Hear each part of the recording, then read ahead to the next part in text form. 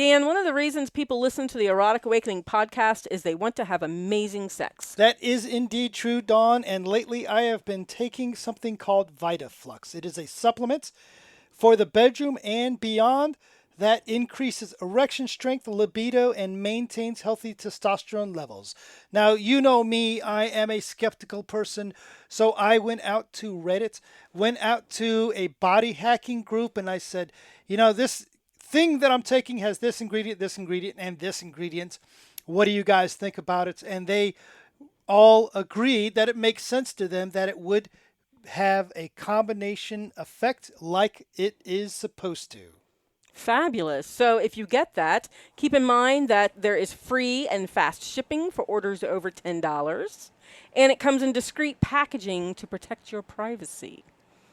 If you go to promescent.com, PROMESCENT.com, that's where you're going to find VitaFlux. And when you go, use the Erotic Awakening awesome code, Awakenings15 to get 15% off your purchase.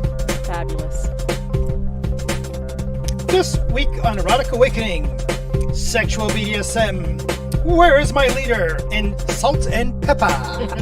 Welcome to Erotic Awakening, an exploration of all things erotic. If you are offended by adult topics or prohibited by law, we recommend you stop listening. When?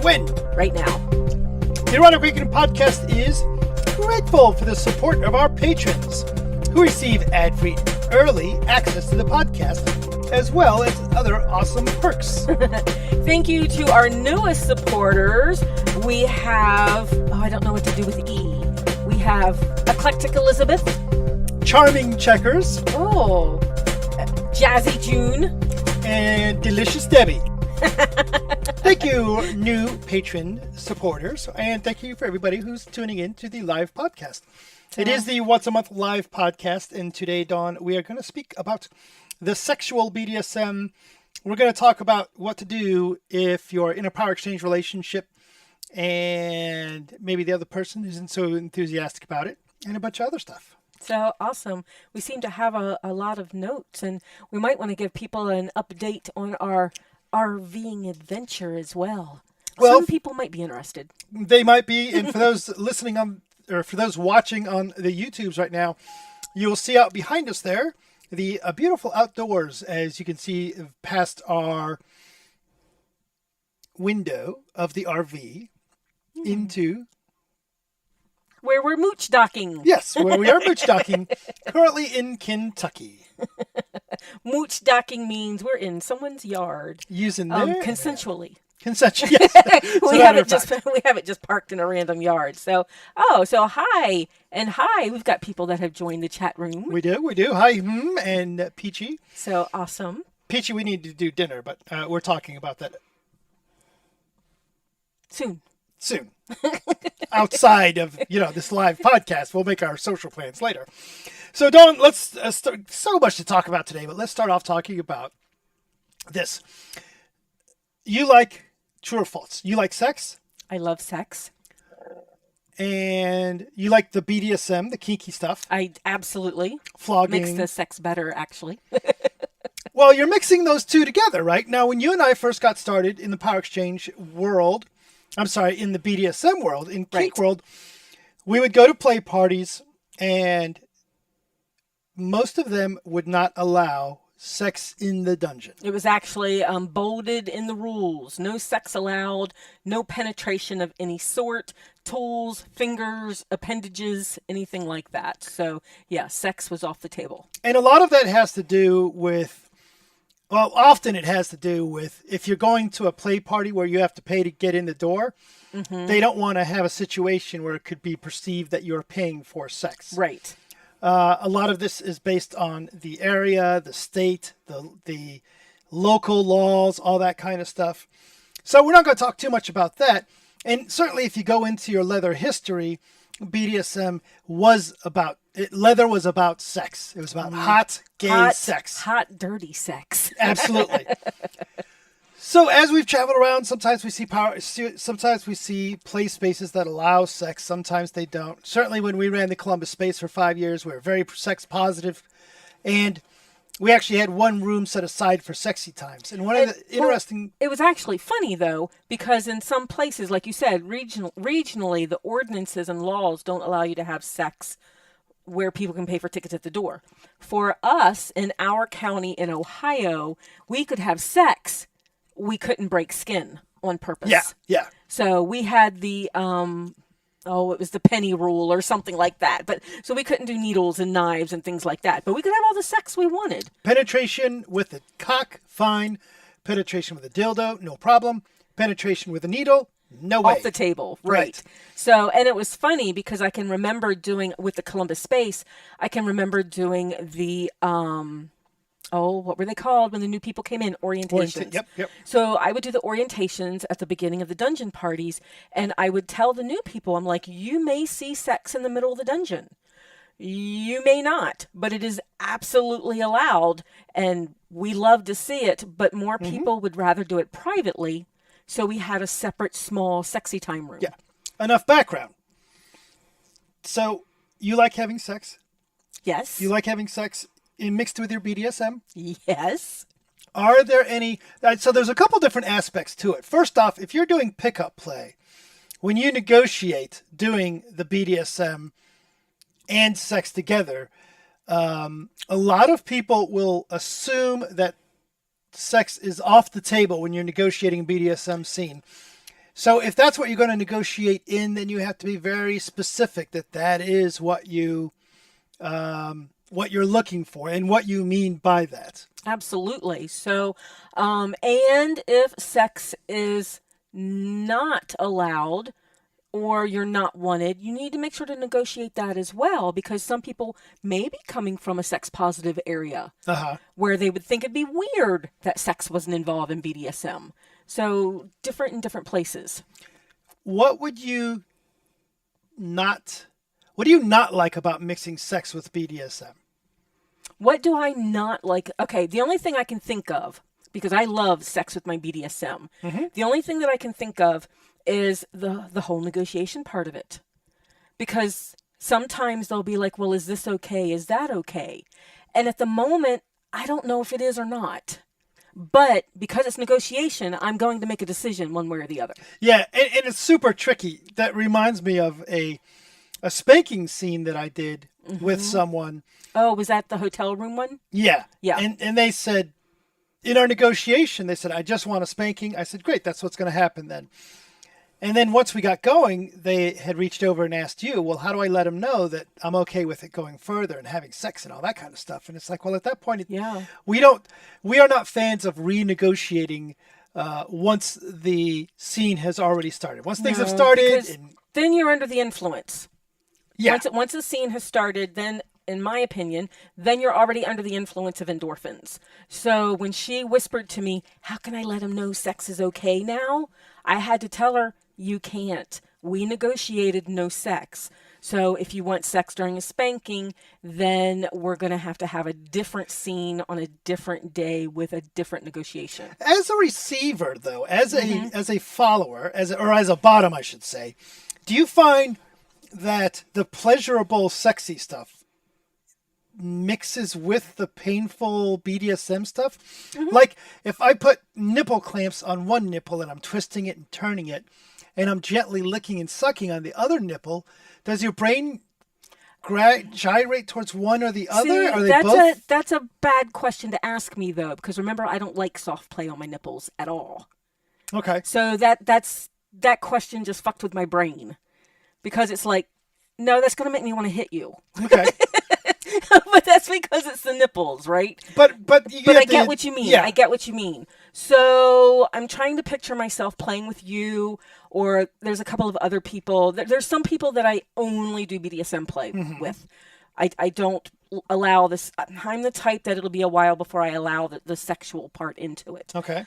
But there are a few that I do that with. And so I'm trying to picture those scenes, and no, it's just hot. Like if a single tail whips my back and then someone grabs my nipple or reaches between my legs or something like that, that is just hot. Okay. If that is on the table and I've negotiated it, and me, Dawn, has gotten to the place where I've said, sexual contact is okay and I've set the perimeters, that means if I've done that, that means I've already vetted this person extensively and know them, right? I don't do this on pickup play. So now my walls are down and it's just fucking hot. But for example, and I'm still just trying to, right, because I don't bottom for sexual BDSM. Right. I don't bottom for BDSM at all. Very little. If a caning is a very intense feeling, right? Yes. When you're being caned, it's kind of like I perceive it is the only thing that you are thinking about. Processing the pain. Okay. Yes. So if I am caning you with one hand and fingering you, finger banging you with the other hand, do you even bother? Does the fingering your pussy even register in your brain? Oh, absolutely. It does. It totally trips it out. But that's part of the fun. But tell me about that trips it out. What does that mean? Because that's the part I'm trying to dig on. Okay, because I'm trying to process the pain, right. for one. And you've done this to me before. Yeah, I know. So you know how wet I get. Right. Right? So, and then the finger banging, it's like your brain doesn't really know what to do. So to me, that's part of the fun. Because I get pleasure from the pain and I'm getting pleasure from the finger banging. Okay. It's just two different kinds of pleasure. Does that make sense? Absolutely. I mean, because it may not. Sense. If you haven't bottomed before and experienced this, it may not make sense. So no, it does make sense. As a leader, as a top, right? And I'm getting your terminology mixed up because we're talking about sex, right? As a top, one of the keys to being able to do sexual BDSM is that you can control your own thing, meaning that you don't get lost in lust. You don't, whether you're a male-bodied person or a female-bodied person, right? You don't flip into the mindless fucking mode. Right. Because the BDSM aspect of it takes skill and attention and awareness.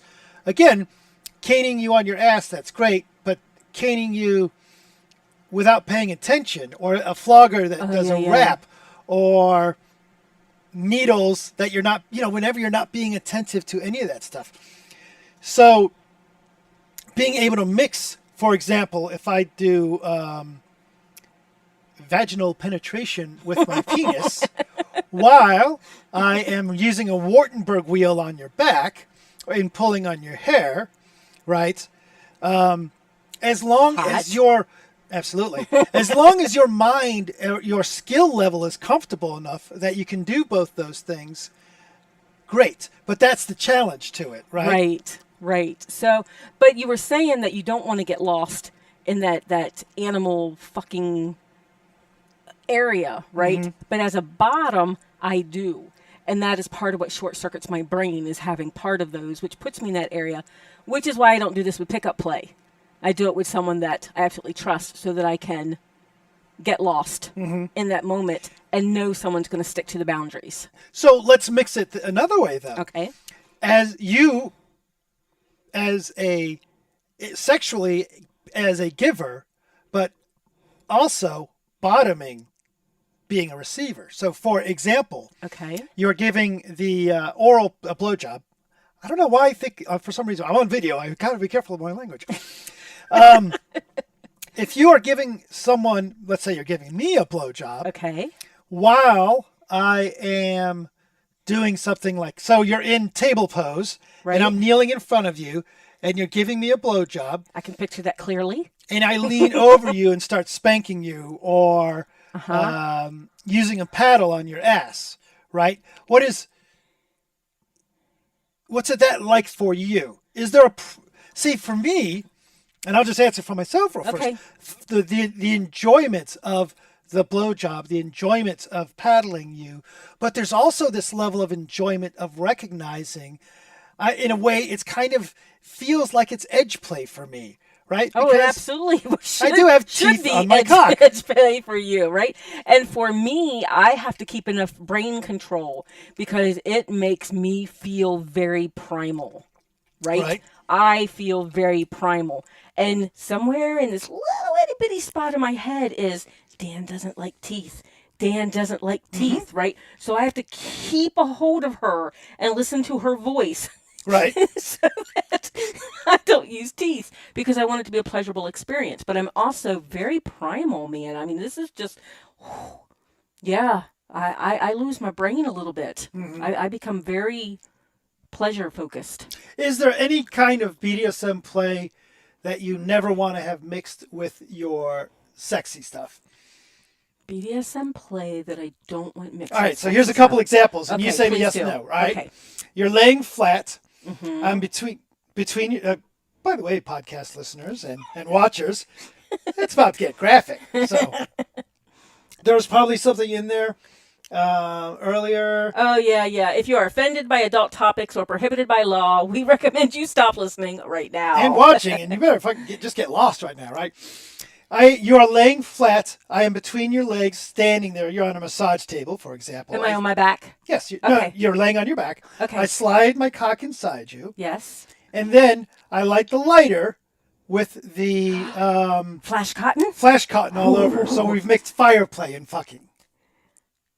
Oh, man. You know what? Part of me's like, oh, that's fucking hot. Wait a minute. Who's watching my hair? Who's making sure I don't sit up and into the fire? Because usually when people have played with fire cotton, I mean, I can remember sitting at people's head and holding their head down so that they don't pop up into it. So who's doing that? If we don't have someone else there, that then becomes very dangerous. Okay. Because you're attached to me, kind of. So if something goes wrong, how are you going to get to the safety stuff? Right. So, and flash cotton isn't a big deal, but can be a big deal. Yeah, absolutely. Right. Anytime you're playing with fire, yes, flash cotton certainly isn't the. Well, we know people that have fucked up. We know flash people cotton. that have fucked up with flash cotton. And just to make that scene hotter for you, to answer that question, I mean, there's 6 people standing around us. now, if there's 6 people standing around us and one of them has been like the person that will grab the wet blanket if anything designated goes wrong. Driver, so Yes, to speak. yes. Okay, If there is all a person in the crowd and I kind of know, you know what? Oh, do I even need to know that? Because honestly, fear turns me on, but I don't want to get messed up. So if I know you have taken care of the situation, and I know you and I trust you to know the dangers of what we're getting ready to do, that just makes it hot. And not just because it's fire. So I think then that the key takeaways with mixing BDSM and sex is that the negotiation has to be super clear. Unfortunately, I prefer this style of, and we talk about the different styles of negotiation, but I'm more of an ocean, set very big boundaries. If you guys ever come to our negotiation class, we'll talk about a couple different styles, and I'm with you. I prefer ocean. That's why if I do sexual BDSM, I want to know the person. Yeah, so it's very, very large boundaries, and you're just putting things outside the boundaries, but overall inside, right, there's this big thing, right? Right. For BDSM, where I'm purposefully mixing sex into it, I go for more of a river path which is, we start here, we're going to end here, and here's the things that are going to happen along the way. Right. Because... In other words, with river, you say kind of like what is allowed. And that's what you're going to follow, is what is allowed. And everything else is outside of boundaries. Whereas lake, and this is how I see it anyway, whereas lake, most of the things are inside the boundaries. And you've only got a couple of little things that are outside. The other thing that you have to be particularly careful for, and this is why the negotiations have to be very strict and very well understood. And negotiate as a peer. Even if you are a slave, if you're negotiating this sort of scene, because this would be the type of scene where people would start yelling consent violation. Exactly. Right? Most of the events that we've run, whether it's at the space or when we're running other events, when we've had to deal with people that have said that there's been a consent violation, many of them started with this.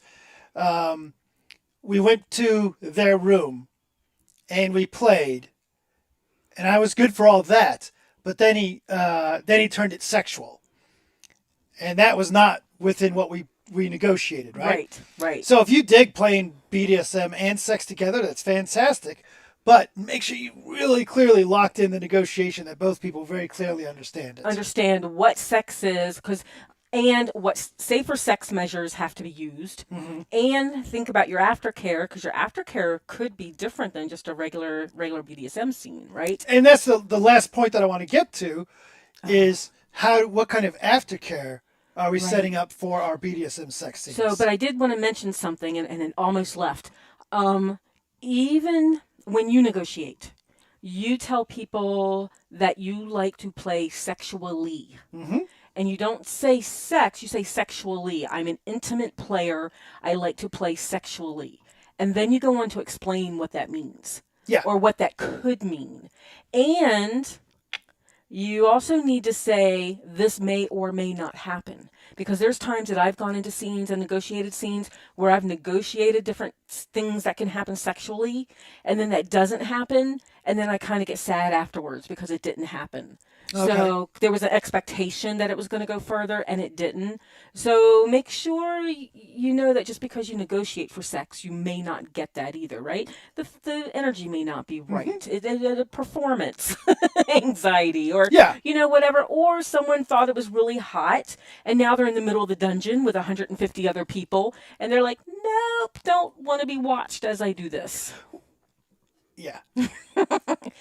And I'm going to tell you, when we've done what was it called? The room that we did at our high protocol event.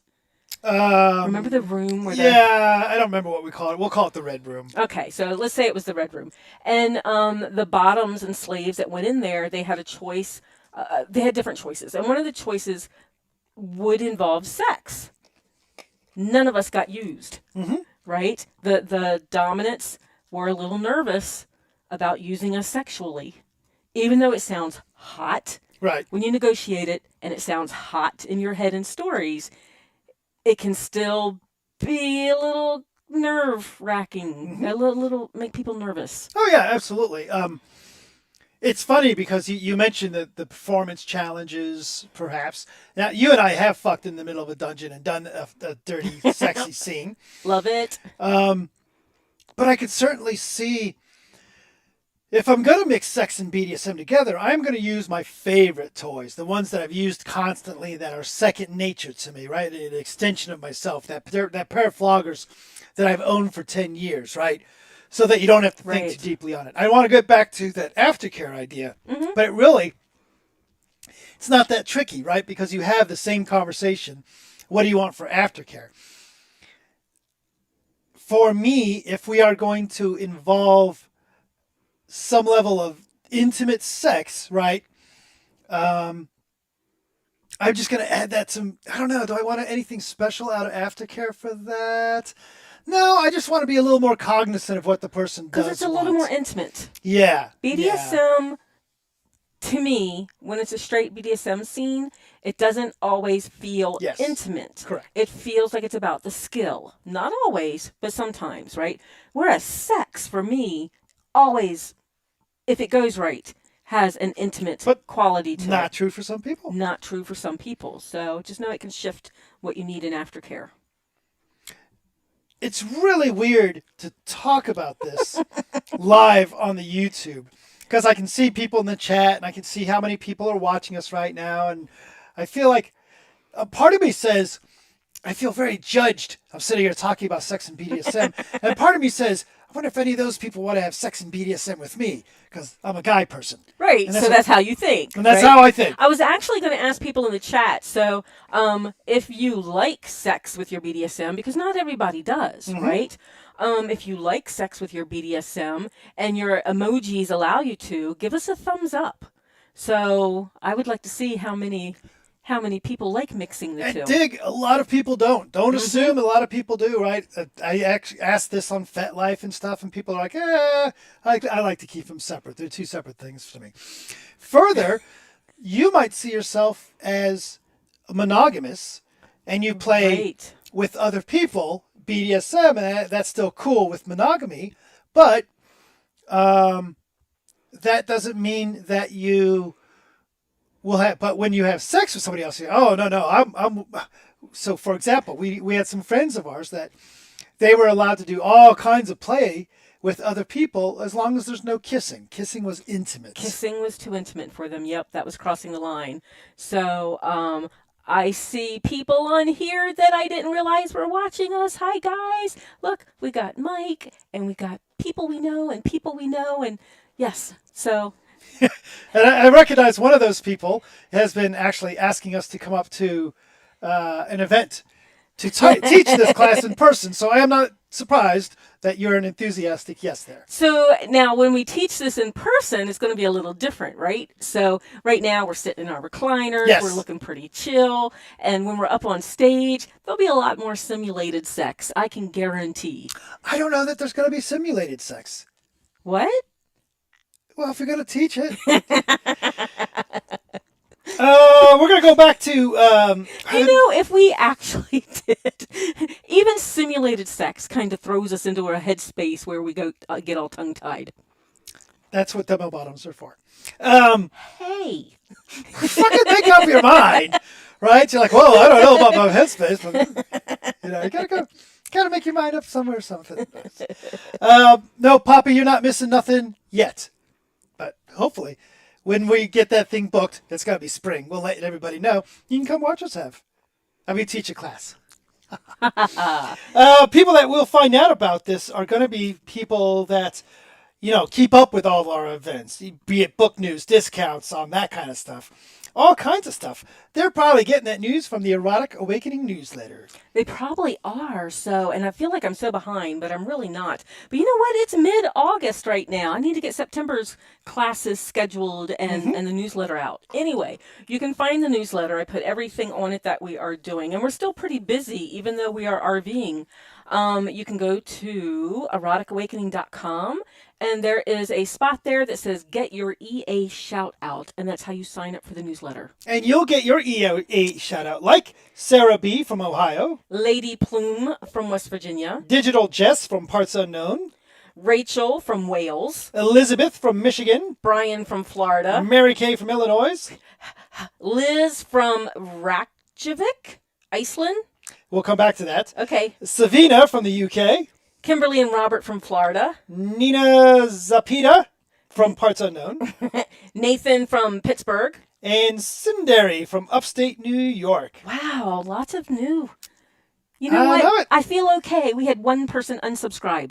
But that's okay. So, Kimberly and Robert from Florida, I wrote a note to myself, Kimberly and Robert from Florida.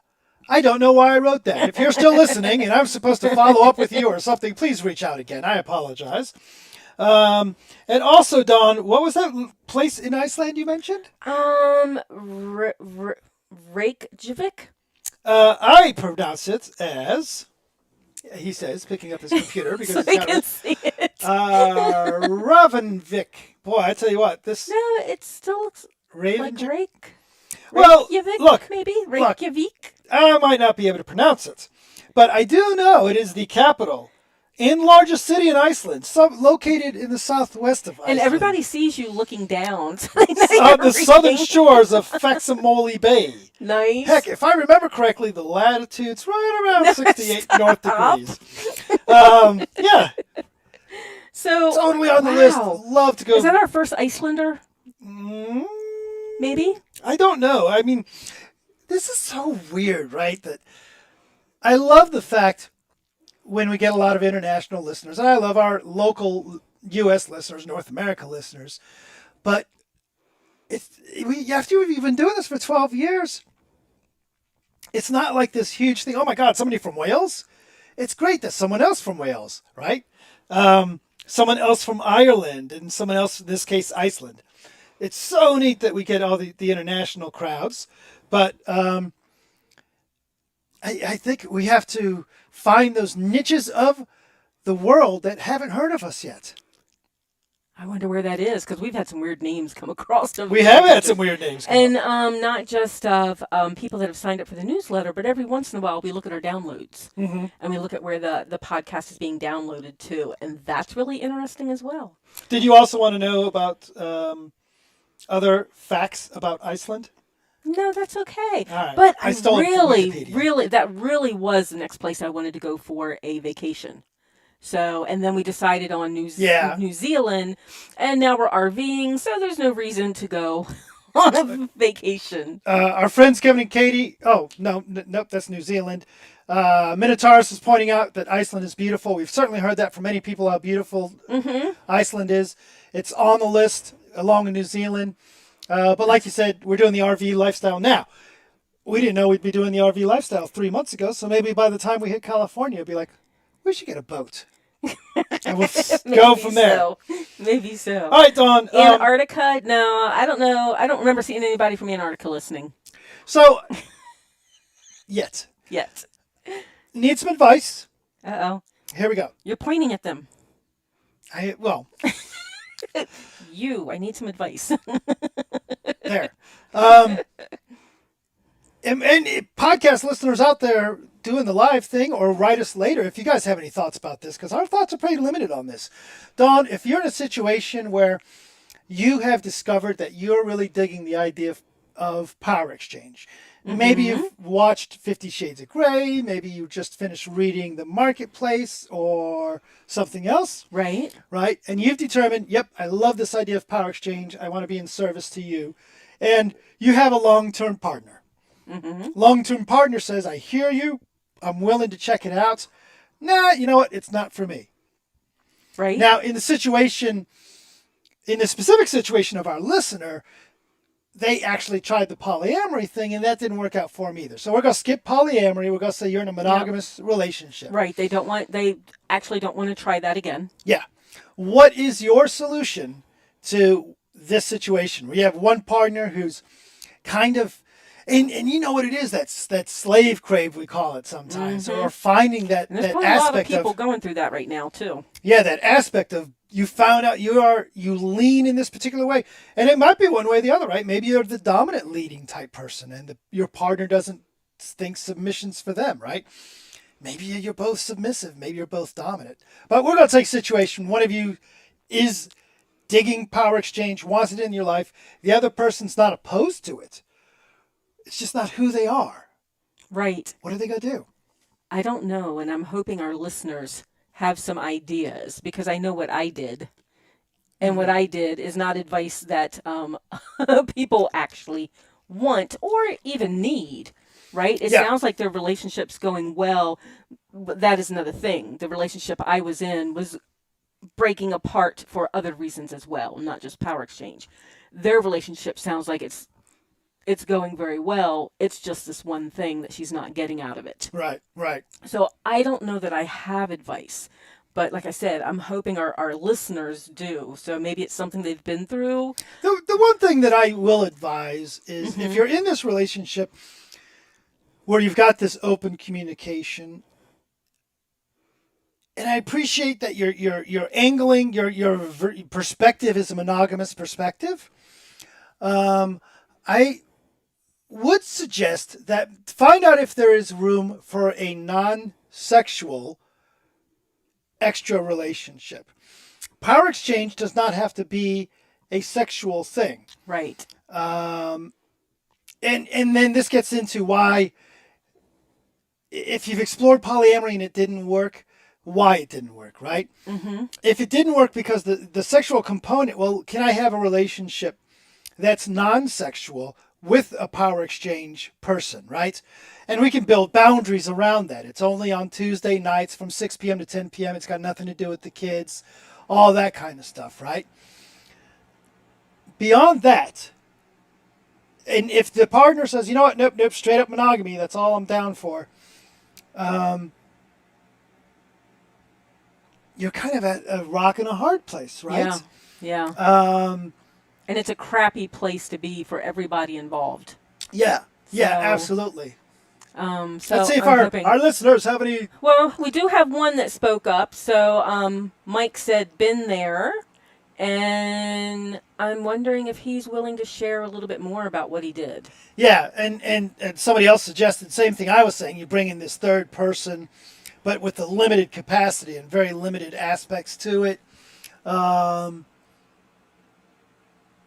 And it may well, and that's a great thought too. Pointed out that maybe the issue is, man, that is just great advice. It may well be the style of power exchange is what's not working, right? Could be. It may, and that would, if you wanted a relationship with me that was even where I'm the leader and you're the follower still, right? Obviously, if we switch the script, that would be challenging. Yeah. But if you wanted a daddy-little-girl relationship, I don't know that works for me. If you wanted a sir-boy relationship, that would be hard for me to wrap my head around, right? So maybe the style of power exchange is what they might want to take a look at, right? Maybe because there are a lot of options there, like you said, a lot of options with different styles. I know that a friend of ours, couple, they tried a variety of things, but once they found Victorian power exchange, now in that area they were thriving. So maybe that's another option as well. That's great advice. So nice. And one person spoke up, said, yeah, they did go the poly route. Mm-hmm. So, and that worked for them. And then Peachy brought up maybe a kink affirming therapist. Yeah. So that could absolutely, and there's more and more of those becoming available that they might want to talk to. So I know here at OSU, Barrick and Sheba have talked with the graduating class of therapists that are getting ready to go out there. We've sent our material over to them. So there's more and more kink aware and kink affirming. There is a difference between the two. So great for saying that, Peachy. Kink affirming. Yeah. So not just aware, but positive about it. The Erotic Awakening Podcast is sponsored by Promescent. Dawn, in a previous episode of this podcast, I shared my experience with the Promescent Delay Spray. Like I said, it found it easy to use, I lasted longer, and there is value in that confidence that you gain by knowing you're going to make it through the whole show, so to speak. So grab a bottle and see for yourself. Shipping is fast and discreet. So, and if you use the promo code Awakenings15, you're going to get 15% off your purchase with free shipping. You know what? I feel bad that our podcast listeners are doing all the work for us, and I'm going to ask them to do some more. Uh-oh. Out on our Discord. But it's good stuff. It is good stuff, and very much appreciated, to be honest. Out on the Discord channel, somebody asked a good book for first-time Dommes. And that was one, a couple people on the Discord channel had answers to that. I didn't have an answer to that one. Somebody did recommend Living MS, which I absolutely would recommend for first-time or long-time power exchange. And, of course, it's our book. We're going to suggest it. But a book for first-time Dommes. I'm not sure that there's I absolutely, I take that back. I know that there's books written. Oh, there's absolutely for got Dommes, to be. but I don't we know which haven't one I would read them recommend. because it's not part of our dynamic. Yep. But I know someone on Discord did recommend the Topping book Yes. by Janet Hardy. So even though it's, I haven't read it, so I'm assuming by the title that it's just about play. But that could be, for me, that would be absolutely valuable if I wanted to learn how to become a Domme. Mm-hmm. So, you know, the skill part of it. Let's see. Miss Leanna said that with this whole power exchange thing and the other partner not wanting it, that she was allowed to do online only. Oh, That maybe her that's an partner- option. Yeah, I think a couple of people actually mentioned that online only might be an option. Yep. You know, but I did have another option as well. Yes. I know some people, and this may not be the same thing, and it may not give the same energy. It depends what you're looking for in a power exchange relationship. But there are some people that submit to the community, as in they do volunteer service. Mm-hmm. And sometimes that can be enough. I know it's different energy. But it depends what they're looking for, right? If they just want to be told what to do, that'll do it. Mm-hmm. Yep. So. Back to the book recommendation. Somebody pointed out Screw the Roses, Send Me the Thorns. Side note, don't pay $80 for it. We had a friend of ours that found it on eBay for $80, and it's available. Just keep looking for it. Keep looking. I have 3 copies. I have, wow. I just found Bat's copy, and I just, the boyfriend just gave me his copy because he wasn't going to take it on the road. Plus, I have my copy. So I've actually, you know, if you throw out there that you're looking for a copy of it, then that would be great too. Yeah. I want to mention Slave Mike, who listens to the show via Podbean. Glad that you're listening to the show, Slave Mike. I tried to figure out how to reply to you via Podbean. Can't figure it out. Not smart enough. So keep listening. Listen however you like. And two last things. Just about got this thing wrapped up. Yes, we're going to talk about your new salt and pepper shaker. No, my smile was because of everybody that's participating on the chat, and some people we know from our travels, and some people are patrons, and some people are from Columbus, and it's really nice to hear from everybody. Absolutely. Even though we're just seeing text. Which is our how we like to hear from people sometimes. Yes. Socially distant, very 1,000 miles socially distant. So out on our on the EA chat that we did, we just do this random Discord or this random live chat with our patrons. Just talking about whatever, right? Sometimes we have a theme, sometimes we deviate from the theme, but the short version of it is somebody mentioned, hey, I'm going to this spanking party in Chicago. Is anybody else going? I don't want to go by myself for the first time. And don't have permission to use their name. But I said, well, we'll go. Mm-hmm. And I reached out randomly. We were going to be up in that area anyway because we're teaching at another event if it happens. We reached out to the people running that event. It just so happens that same day one of their other presenters canceled on them. And they said, well, and blah, blah, blah. So now we're going to go. If you're interested, I want to tell you about the event because it sounds pretty awesome. Spanktoberfest is the Midwest spanking event in October, 14th through the 18th. That's 4 days in Chicago, Illinois. Apparently, now, Dawn, we haven't been to many pure spanking events. That's how we started off. That's how we started off, and we have been to 1, 2, or 3, right, over 20 years. This one's going to have spanking suites, diamond and diamonds and denim dress-up night. Thank you. Halloween costume night, spanking court. We know the spanking court. Mm-hmm. Consensual spankings. Glad that they pointed that out. I wonder, that's obviously got to be a theme, so I'm wondering what that exactly means. It's a title of something. And all kinds of other stuff, even a hotel shuttle to get you around town. If you are, and I will say, if you're new to things, right? And you're like, man, I'd like to go to an event, but I'm not sure that I'm ready for the big blowout events. Spanking events are very low key. They're usually non-sexual. Usually non-sexual. The ones we've been to, full nudity wasn't even allowed. Yeah. You will not see at the ones we've been to. At the ones we've been to, and from when I talked to the person who's running this one, you will not see sexual BDSM. You will see spanking, and pretty much just spanking, right? And we'll be there, so be a chance to hang out. Indeed. So Spanktoberfest, that looks like that's going to be a great event.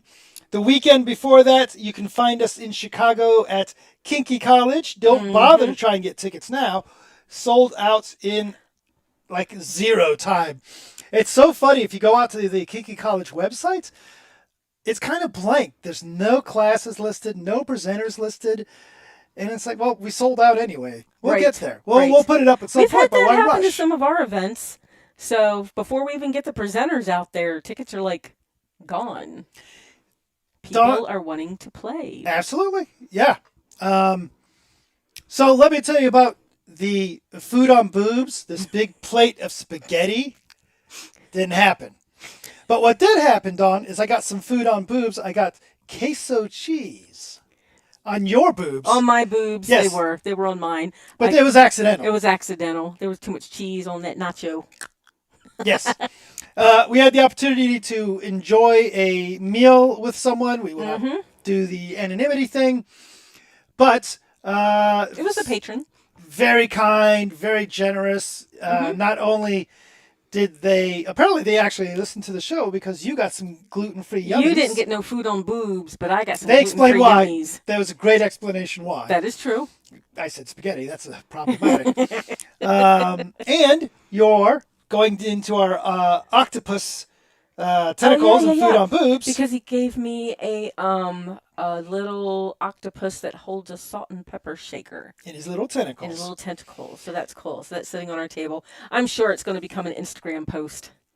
And then what will not be an Instagram post?